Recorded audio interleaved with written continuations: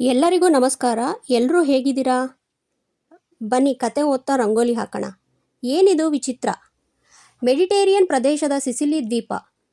ಮಧ್ಯಾಹ್ನದ ಸುಡಿಬಿಸಿಲು ಇಳಿಮುಖವಾಗುತ್ತಿತ್ತು. ತಮ್ಮ ತಮ್ಮ ವ್ಯಾವಹಾರಿಕ ಚಿಂತೆಗಳ ಸಾಮ್ರಾಜ್ಯದಲ್ಲಿ ಮಗ್ನರಾದ ಜನರೇ ಬೀದಿಯಲ್ಲಿ ತುಂಬಿಕೊಂಡಿದ್ದರು. ತಟ್ಟನೆ ಕರ್ಕಶ ಕೂಗೊಂದು ಯುರೇಕಾ ಯುರೇಕಾ ಎಂದು ಕೇಳಿಬಂತು. ನಡುಬೀದಿಯಲ್ಲಿ ಒಬ್ಬಾತ ಪೂರ್ಣ ನಗ್ನನಾಗಿ ಓಡಾಡುತ್ತಿದ್ದಾನೆ. ಅವನನ್ನು ಕಂಡು ಈ ಜನರೆಲ್ಲ ದಂಗಾಗಿದ್ದಾರೆ. ಆತ ಯುರೇಕಾ ಯುರೇಕಾ ಎಂದು ಅರಚುತ್ತಾ ಅಪಾರ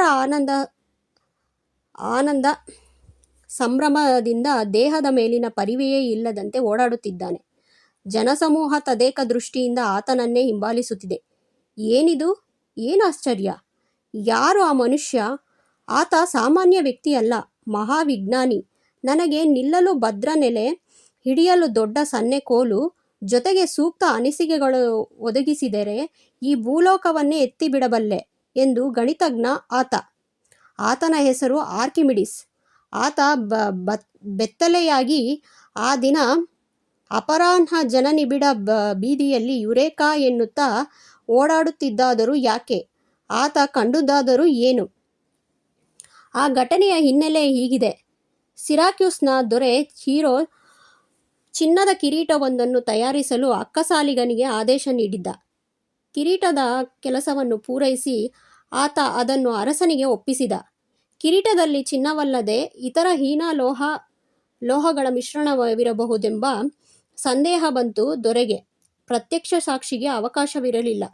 ಆಸ್ಥಾನದ ವಿಖ್ಯಾತ ಪಂಡಿತರಿಗೆಂದೇ ಪರೀಕ್ಷಿಸಿ ತಿಳಿಸುವ ಪಂಥಾಹ್ವಾನವಾಯಿತು. ಅದನ್ನು ಸ್ವೀಕರಿಸಿದವನೇ ಆರ್ಕಿಮಿಡೀಸ್.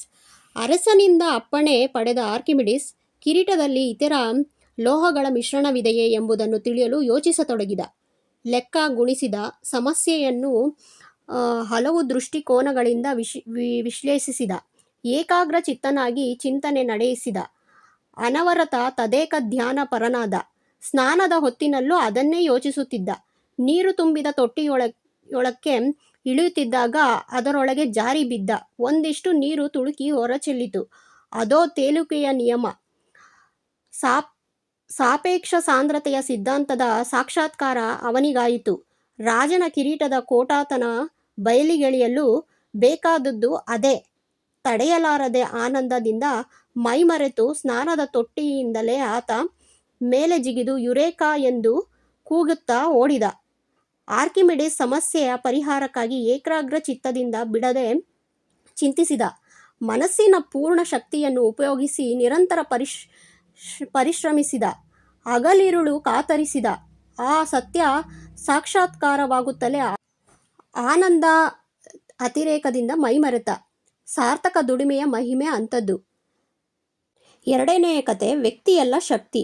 ಮಕ್ಕಳ ಆಸಕ್ತಿ ಅರಳಿಸುವ ವೈಜ್ಞಾನಿಕ ಮತ್ತಿತರ ನೂರಾರು ವಿಚಾರಗಳನ್ನೊಳಗೊಂಡ ಸುಮಾರು 3,000 ಪುಟಗಳ ಬಾಲ ಪ್ರಪಂಚವನ್ನು ಕೇವಲ 3 ತಿಂಗಳೊಳಗೆ ಬರೆಯಲಾಯಿತು.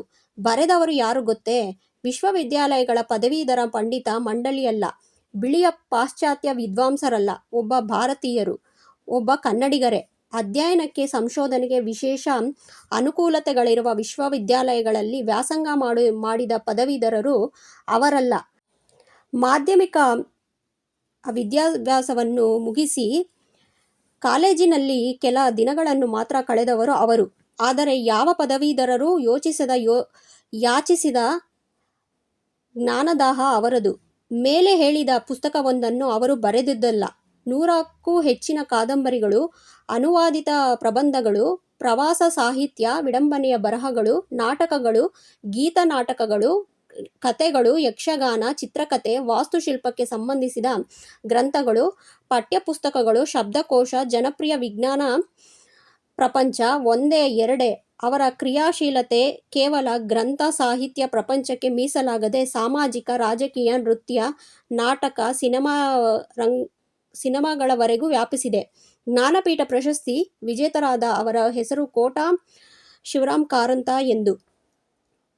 ಬೃಹತ್ ಸಂಸ್ಥೆಯೊಂದು ಮಾಡಬಹುದಾದ ಕೆಲಸವನ್ನು ವ್ಯಕ್ತಿಯೊಬ್ಬನೇ ಮಾಡಿ ತೋರಿಸಿದುದು ಪರಮ ಅದ್ಭುತ ಅಲ್ಲವೇ? ಹೌದು. ಅವರ ಅದ್ಭುತ ಕಾರ್ಯಶಕ್ತಿಯ ರಹಸ್ಯ ಏನು? ಹಿನ್ನೆಲೆ ಏನು? ಇದನ್ನು ತಿಳಿಯಲೊಸಗುವೆ ನಾನು ಒಮ್ಮೆ ಕಾರಂತರನ್ನು ಭೇಟಿಯಾಗಿ ವಿಚಾರಿಸಿದ್ದೆ. ಅದ್ಭುತವೆನಿಸುವ ನಿಮ್ಮ ಕಾರ್ಯ ಶಕ್ತಿಯ ರಹಸ್ಯವೇನು? ರಹಸ್ಯವಂತದ್ದು. ಕೆಲಸ ಮಾಡುತ್ತಾ ಹೋಗುತ್ತೇನೆ. ಕೆಲಸ ಆನಂದ ತರಬಲ್ಲದು, ಉತ್ಸಾಹ ಸ್ಫೂರ್ತಿಯನ್ನು ನೀಡಬಲ್ಲದು. ಹೌದು, ಕಾರಂತರು ಕೆಲಸ ಮಾಡುತ್ತಾ ಹೋಗುತ್ತಾರೆ, ಕೆಲಸದಲ್ಲೇ ಲೀನರಾಗಿ ಮೈಮರೆಯುತ್ತಾರೆ. ಅದು ನೀಡುವ ಆನಂದವೇ ಇಳಿವಯಸ್ಸಿನಲ್ಲೂ ಕಾರಂತರ ಕಾರ್ಯೋತ್ಸಾಹ ಹೆಚ್ಚಿಸಲು ಸ್ಫೂರ್ತಿ. 3ನೇ ಕತೆ. ಪ್ರತಿಭೆಯ ಹಿಂದಿದೆ ಪರಿಶ್ರಮ. ಜಗತ್ತಿನ ಇತಿಹಾಸವನ್ನು ನೋಡಿ. ಏನಾದರೂ ಮಹತ್ತನ್ನು ಸಾಧಿಸಿದವರೆಲ್ಲರೂ ಶ್ರಮಪಟ್ಟು ದುಡಿಯುತ್ತಿದ್ದರು, ತಮ್ಮ ಕೆಲಸದಲ್ಲೇ ಮಗ್ನರಾಗುತ್ತಿದ್ದರು. ಈ ದುಡಿಮೆ ಅವರಿಗೆ ಅದ್ಭುತವೆನಿಸುವ ಆನಂದ, ತೃಪ್ತಿ ತಂದಿತ್ತು, ಅಪಾರ ಶಕ್ತಿ, ಆತ್ಮವಿಶ್ವಾಸ ನೀಡಿತು. 2000ಕ್ಕೂ ಹೆಚ್ಚು ಹೊಸ ಯಂತ್ರಗಳನ್ನು ಸೃಷ್ಟಿಸಿ ಅಸಾಧಾರಣ ಪ್ರತಿಭಾಶಾಲಿ ಎನಿಸಿಕೊಂಡ ಥಾಮಸ್ ಆಲ್ವಾ ಎಡಿಸನ್ ಹೇಳಿದಂತೆ, ಆವಿಷ್ಕಾರಗಳು ಆಕಸ್ಮಿಕಗಳಲ್ಲ, ಅವು ನಿರಂತರ ಶ್ರಮಕ್ಕೆ ಒಲಿದ ವರಗಳು. ಪ್ರತಿಭೆಯಲ್ಲಿ ನಿಜವಾಗಿಯೂ ಸ್ಫೂರ್ತಿಯ ಪಾಲು ಒಂದಾದರೆ, ಉಳಿದ 99 ಪಾಲು ಸತತ ಪರಿಶ್ರಮದ ಫಲ. ನಿಜವಾದ ಸಫಲತೆ ಮತ್ತು ಸತತ ಪರಿಶ್ರಮ ಇವು ಯಾವಾಗಲೂ ಒಡನಾಡಿಗಳು. ಅವಿರತ ಪರಿಶ್ರಮದಿಂದ ಮಾತ್ರ ಅತ್ಯಂತ ಅಮೂಲ್ಯ ವಸ್ತುವನ್ನು ಪಡೆಯಬಹುದೆಂಬುದನ್ನು ನಾವು ಮತ್ತೆ ಮತ್ತೆ ನೆನಪಿಗೆ ತಂದು ಕೊಳ್ಳಬೇಕು. ಹೌದು, ಶಬ್ದಕೋಶದಲ್ಲಿ ಮಾತ್ರ ಗೆಲುವು ಶ್ರಮಕ್ಕೆ ಮೊದಲೇ ಬರುತ್ತದೆ. ಒಂದು ಆದರ್ಶವನ್ನೋ ಗುರಿಯನ್ನೋ ಅರಸಿಕೊಳ್ಳಿ, ಅದನ್ನು ನಿಮ್ಮ ಬದುಕಿನ ಉಸಿರಾಗಿ ಮಾಡಿಕೊಳ್ಳಿ. ಬೇರೆ ಯೋಚನೆಗಳನ್ನೆಲ್ಲ ದೂರಕ್ಕೆ ತಳ್ಳಿ. ನಿಮ್ಮ ಪೂರ್ಣ ಮನಸ್ಸು, ದೇಹ, ಮಾಂಸಖಂಡಗಳು, ನರವ್ಯೂಹ ಅದೊಂದೇ ವಿಷಯವನ್ನು ಚಿಂತಿಸಲಿ, ಕನಸು ಕಾಣಲಿ. ಮಹಾತ್ಮರಾಗಲು ದಾರಿ ಅದೊಂದೇ ಎಂಬುದರ ಮಹಾತ್ಮರೊಬ್ಬರ ವಚನ. ನಾವು ಮಹಾತ್ಮರೆನಿಸಿಕೊಳ್ಳಲು ಹೆಣಗಬೇಕಾಗಿಲ್ಲ, ಸಂಶೋಧನೆಗಳನ್ನು ಮಾಡಿ ವಿಜ್ಞಾನಿಗಳಾಗಬೇಕಾಗಿಲ್ಲ. ಒಬ್ಬರಂತೆ ಒಬ್ಬರಲ್ಲ, ಒಬ್ಬರಂತೆ ಒಬ್ಬರಿಲ್ಲ. ನಡೆ, ನುಡಿ, ಅಭಿರುಚಿ, ಆಸಕ್ತಿ, ಸಂಸ್ಕಾರ, ಸಾಮರ್ಥ್ಯಗಳಲ್ಲಿ ವ್ಯತ್ಯಾಸವಿದೆ ನಿಜ. ನಾವು ಯಾರನ್ನೂ ಅನುಕರಣೆ ಮಾಡಬೇಕಾಗಿಲ್ಲ.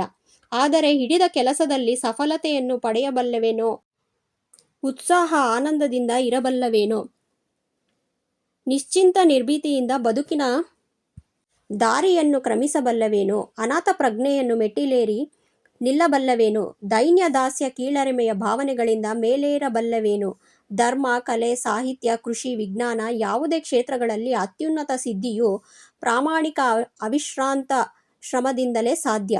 ಜನಾಂಗದ ಜ್ಞಾನಭಂಡಾರವನ್ನು ಉಳಿಸಿ ಬೆಳೆಸಿದವರೆಲ್ಲ ಕಾಯಕದ ಮಹಿಮೆ ಮಹಾತ್ಯಗಳಿಗೆ ಉಜ್ವಲ ನಿದರ್ಶನರಾಗಿ ರಾರಾಜಿಸುತ್ತಾರೆ. ಅವರ ಅಭಿಪ್ಸೆಯ ತೀವ್ರತೆ, ಅವರು ಪಟ್ಟ ಶ್ರಮ, ಅವರ ಮಾನಸಿಕ ಏಕಾಗ್ರತೆ, ಅವರು ಏರಿದ ಎತ್ತರ ಬದುಕಿನ ಯಾವ ಕ್ಷೇತ್ರದಲ್ಲಿ ದುಡಿಯುವವರಿಗೂ ನಿತ್ಯ ಸ್ಫೂರ್ತಿಯ ನೆಲೆಯಲ್ಲವೇ? ನಾವು ಹಿಡಿದ ಕೆಲಸದಲ್ಲಿ ಸಫಲತೆಯನ್ನು ಪಡೆಯಬೇಕಾದರೆ ಉತ್ಸಾಹ ಆನಂದದಿಂದ ಅದನ್ನು ಮಾಡುತ್ತಾ ಹೋಗಬೇಕು, ಧೈರ್ಯದಿಂದ ಮುನ್ನಡೆಯುತ್ತಾ ಸಾಗಬೇಕು. 3ನೇ ಕತೆ. ಉದ್ಯಮದ ಉನ್ನತಿ. 2 ಗಂಟೆಗಳಿಗೂ ಹೆಚ್ಚು ಕಾಲ ಕೆಲಸದಲ್ಲಿ ಮಗ್ನನಾಗಿದ್ದು ನಗುಮುಖದಿಂದ ಮನೆಗೆ ಮರಳುವ ವ್ಯಕ್ತಿಯೊಬ್ಬನ ಪರಿಚಯ ನನಗಿದೆ. ಕೆಲಸದ ಬಳಿಕ ಆತನ ಉತ್ಸಾಹ, ಸಂತೋಷ ಕಡಿಮೆಯಾದುದು ನಾನು ಕಂಡಿಲ್ಲ. ಆಫೀಸ್ನಿಂದ 3 ಕಿಲೋಮೀಟರ್ ದೂರದ ಹಳ್ಳಿಯ ಒಂದು ಪುಟ್ಟ ಕೋಣೆಯಲ್ಲಿ ಆತನ ವಾಸ. ಅಲ್ಲಿ ಯಾವ ಆಧುನಿಕ ಸೌಕರ್ಯಗಳೂ ಇಲ್ಲ. ಕೆಲಸದ ನಂತರ ನಡೆದುಕೊಂಡೇ ಅಲ್ಲಿಗೆ ಮರಳುತ್ತಾನೆ. ಸ್ವತಃ ಅಡಿಗೆ ಮಾಡಿಕೊಳ್ಳುತ್ತಾನೆ. ದಿನದಲ್ಲಿ 1-2 ಗಂಟೆಗಳ ಕಾಲ ಅಧ್ಯಯನ ಮಾಡುತ್ತಾನೆ. ಕಾಲೇಜಿಗೆ ಹೋಗಲು ಅವಕಾಶವಾಗದ ಆತ ಖಾಸಗಿ ಪರೀಕ್ಷೆ ಕಟ್ಟುತ್ತಾ ಪದವೀಧರನೂ ಆದ. ಆಫೀಸಿನಲ್ಲಿ ಆತನ ಹಿರಿಯ ಮೇಲ್ವಿಚಾರಕರಿಂದ ಆರಂಭಿಸಿ ಸಹೋದ್ಯೋಗಿಗಳಾಗಲಿ ಇತರರಾಗಲಿ ಅವನನ್ನು ಕುರಿತು ಒಂದು ಕೊಂಕು ಬಿರುನುಡಿಯನ್ನೂ ಆಡಿಲ್ಲ. ಎಲ್ಲರೂ ಆತನನ್ನು ಸಹಜವಾದ ವಿಶ್ವಾಸ ಗೌರವಗಳಿಂದಲೇ ಕಾಣುತ್ತಾರೆ. ವಿದ್ಯೆಯು ವಿನಯವನ್ನು ನೀಡುತ್ತದೆ ಎನ್ನುವ ಮಾತು ಆತನ ಬಗೆಗೆ ಸಾರ್ಥಕವಾಗಿತ್ತು. ತನ್ನ ಕಾರ್ಯಕ್ಕಾಗಿ ಯಾರಿಗೂ ಸಲಾಮು ಹೊಡೆಯದೆ, ವಾಮಮಾರ್ಗ ಹಿಡಿಯದೆ ಬೆಳಗಿನ ಚೇತನ ಆತ. ಕಾರ್ಯದಕ್ಷತೆ, ನಿಯಮನಿಷ್ಠೆ, ತಾಳ್ಮೆ ಮತ್ತು ಎಂದಿಗೂ ಬತ್ತದ ಕಾರ್ಯೋತ್ಸಾಹ ಇವುಗಳ ಬಲದಿಂದಲೇ ಎಲ್ಲರೂ ಹಾತೊರೆಯುವ ಸಂಸ್ಥೆಯ ಬಹು ಉನ್ನತ ಸ್ಥಾನಕ್ಕೆ ಏರಿದ ಆತ. ತನ್ನ ಆಫೀಸಿನ ನೌಕರರಿಗೆ ಉದಾರಿ, ಉಪಕಾರಿಯಾದರೂ ಸೌಜನ್ಯದ ದುರುಪಯೋಗ ಮಾಡಲು ಅವಕಾಶ ನೀಡದ ಗಂಭೀರ ಸ್ವಭಾವದವನೂ ಹೌದು. ಅನ್ಯಾಯ ದೌರ್ಜನ್ಯಗಳಿಗೆ ಹೆದರದೆ ಎದೆಯೊಡ್ಡಿ ಎದುರಿಸಬಲ್ಲ ಛಾತಿ ಇರುವ ನ್ಯಾಯನಿಷ್ಠೆಯ ಹೋರಾಟಗಾರನೂ ಹೌದು. ಇಂದೀಗ ಸದ್ಗೃಹಸ್ಥನಾಗಿ 3 ಮಕ್ಕಳ ತಂದೆಯಾದರೂ ಯಾವ ದುರಭ್ಯಾಸಕ್ಕೂ ಒಳಗಾಗದ ಸಂಯಮದ ಜೀವನ ಅವನದು. ದಣಿವಿಲ್ಲದೆ ಕಾರ್ಯೋತ್ಸಾಹ ಬಹುಜನರಿಗೆ ಉಪಕಾರ ಮಾಡಿದಾಗ ವ್ಯಕ್ತಿಯೊಬ್ಬನಿಗೆ ಬರಬಹುದಾದ ತೃಪ್ತಿ ಮತ್ತು ಧನ್ಯತೆಯ ಭಾವ ಆಂತರಿಕ ಸಂತೃಪ್ತಿಯನ್ನು ಸೂಚಿಸುವ ಮುಖಮುದ್ರೆ. ಇವು ಆತನಲ್ಲಿ ನಾನು ಕಂಡ ವೈಶಿಷ್ಟ್ಯ. ಆತನನ್ನು ಸಂಧಿಸಿದಾಗ ನಾನು ಕೇಳಿದ ಪ್ರಶ್ನೆಗಳು ಇವು: ನೀನು ನಿನ್ನ ಬದುಕಿನಲ್ಲಿ ಕಂಡುಹಿಡಿದ ಸಫಲತೆಯ ಸೂತ್ರ ಯಾವುದು? ನಿನ್ನ ಕಾರ್ಯ ವೈಶಿಷ್ಟ್ಯ ಏನು? ಬದುಕಿನ ಸಮಸ್ಯೆಗಳನ್ನು ನೀನು ಎದುರಿಸಿದ ಬಗೆ ಹೇಗೆ? ಆತನಂದ ಹೇಳಿಕೊಳ್ಳುವ ಅಂಥ ವೈಶಿಷ್ಟ್ಯವಿದೆ ಎನ್ನಲಾರೆ. ಒಟ್ಟಿನಲ್ಲಿ ದೇವರ ಕೃಪೆ ಎನ್ನುತ್ತೇನೆ. ಆದರೆ ಇಷ್ಟು ಹೇಳಬಹುದೋ ಏನೋ: ಮಾಡಬೇಕಾದ ಕೆಲಸಗಳನ್ನೆಲ್ಲ ಶ್ರದ್ಧೆಯಿಂದ ಮಾಡಬೇಕು ಎಂಬ ಮಾತನ್ನು ಹಿರಿಯರಿಂದ ಆಗಾಗ ಕೇಳಿದ್ದೆ. ಬಾಲ್ಯದಿಂದಲೇ ಕೆಲವೊಂದು ಜವಾಬ್ದಾರಿಯ ಕೆಲಸಗಳನ್ನು ನಿರ್ವಹಿಸಲೇಬೇಕಿತ್ತು. ಅದನ್ನು ಸರಿಯಾಗಿ ನಿರ್ವಹಿಸದಿದ್ದಲ್ಲಿ ನಿಂದೆ, ಬೈಗುಳ, ಅಪವಾದಗಳಿಗೆ ಗುರಿಯಾಗುವ ಸಂಭವವಿತ್ತು. ಮಾನಸಿಕ ಚಪಲತೆಗಳಿಗೆ ಕೊರತೆ ಇರದಿದ್ದರೂ ಅಪವಾದ ನಿಂದೆಗಳಿಂದ ತಪ್ಪಿಸಿಕೊಳ್ಳಲು ಕೆಲಸ ಮಾಡಿದ್ದೇನೆಂದು ತೋರುತ್ತದೆ. ಯಾರೋ ಹುಡುಗ ಚೆನ್ನಾಗಿ ಕೆಲಸ ಮಾಡುತ್ತಾನೆ ಎಂದು ಪರೋಕ್ಷದಲ್ಲಿ ಹೇಳಿದ ಮಾತು ಕಿವಿಗೆ ಬಿತ್ತು. ಅದು ಉತ್ಸಾಹದ ಗರಿಗೆದರಲು ಸಹಾಯ ಮಾಡಿರಬಹುದು. ಹಿರಿಯರೊಬ್ಬರು ಆಗಾಗ ನೀನು ಯಾವುದೇ ಕೆಲಸವನ್ನು ಚೆನ್ನಾಗಿ ಮಾಡಬಲ್ಲೆಯಾದರೆ ಯಾರಿಗೂ ಹೆದರಬೇಕಾದ ಸಂದರ್ಭದಲ್ಲಿ ಬರುವುದಿಲ್ಲ ಎಂದು ಹೇಳಿದ್ದು ನೆನಪಿದೆ. ಇದೇ ಸಂದರ್ಭದಲ್ಲಿ ಒಂದು ಸಂಗತಿಯನ್ನು ಬಹುಬೇಗನೆ ತಿಳಿದುಕೊಂಡೆ. ಕೆಲಸವನ್ನು ಚೆನ್ನಾಗಿ ನಿರ್ವಹಿಸಲು ಕಲಿತವನ ಪಾಲಿಗೆ ಆತ್ಮವಿಶ್ವಾಸ ಅಪಾರ ಮಟ್ಟದಲ್ಲಿ ವೃದ್ಧಿಯಾಗುತ್ತದೆ, ಸ್ವಂತಿಕೆ ಬೆಳೆಯುತ್ತದೆ, ಇತರರಿಗೆ ಮಾರ್ಗದರ್ಶನ, ಉಪಕಾರ ಮಾಡುವ ಅವಕಾಶಗಳು ದೊರಕುತ್ತವೆ, ಸೋಲನ್ನು ಎದುರಿಸುವ ಸಾಮರ್ಥ್ಯ ಉಂಟಾಗುತ್ತದೆ, ಮೇಲಿನ ಸ್ಥಾನಗಳಿಗೆ ಏರಲು ಸ್ವಾಭಾವಿಕವಾಗಿ ಬಾಗಿಲು ತೆರೆದಂತಾಗುತ್ತದೆ. ದಕ್ಷತೆಯ ದುಡಿಮೆಯಿಂದ ದೊರಕುವ ಒಂದು ಸಣ್ಣ ಯಶಸ್ಸು, ವಿಜಯವು ಮುಂದಿನ ಪ್ರಗತಿಗೆ ಪ್ರೇರಕವಾಗುತ್ತದೆ.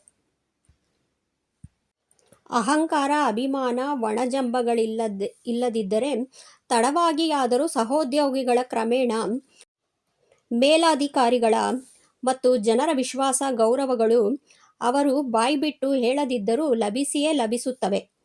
ಇದರ ಜೊತೆಗೆ ದಿನದಿನವೂ ನಮ್ಮ ಕಾರ್ಯ ಸಾಮರ್ಥ್ಯ ಹೆಚ್ಚುತ್ತಾ ಹೋಗುತ್ತದೆ. ಚೆನ್ನಾಗಿ ದುಡಿಯುವವರಿಗೆ ಕೆಲವೊಮ್ಮೆ ಕೆಲಸದ ಹೊರೆ ಹೊರಿಸುತ್ತಾರೆ ಎಂದು ಕೇಳಿದ್ದೇನೆ. ಬಗ್ಗಿದವನಿಗೆ ಒಂದು ಗುದ್ದು ಹೆಚ್ಚು ಎಂದಂತೆ. ಹೌದು, ಹೊರೆಯಾಗುವುದು ಹೌದು. ಮೊದಲು ಇಂಥ ಸಣ್ಣ ಪುಟ್ಟ ತಲೆನೋವು ತರುವ ಹೊರೆ ಹೊರಲು ಸಿದ್ಧರಿರಬೇಕು.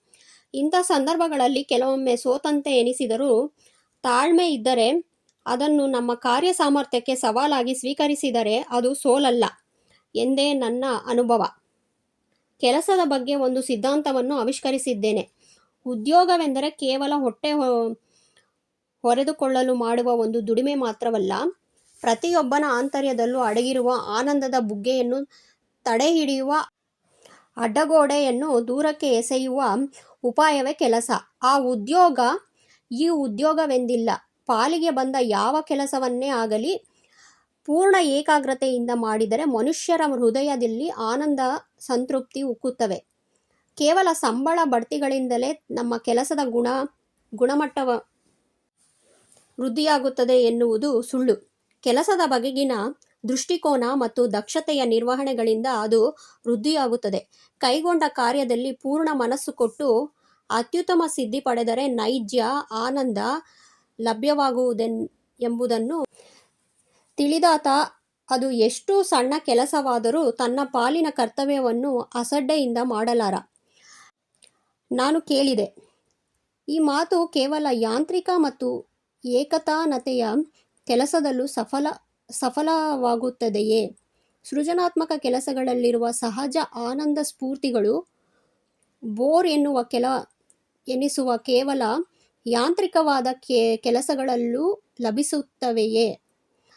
ಸ್ವಲ್ಪವೂ ಯಾಂತ್ರಿಕತೆ ಇಲ್ಲದ ಸೃಜನಾತ್ಮಕ ಕೆಲಸವೆಂಬುದೊಂದು ಇದೆಯೇ ಎಂಬುದು ನನಗೆ ತಿಳಿಯದು.